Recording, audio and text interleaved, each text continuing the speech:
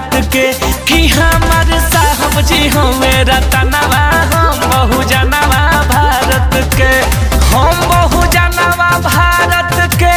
हम बहुजनवा भारत के तो दुनिया करेला जे कर पूजनवा हम बहुजनवा भारत के कि हमार बाबा विश्व रतनवा हम बहुजनवा भारत के।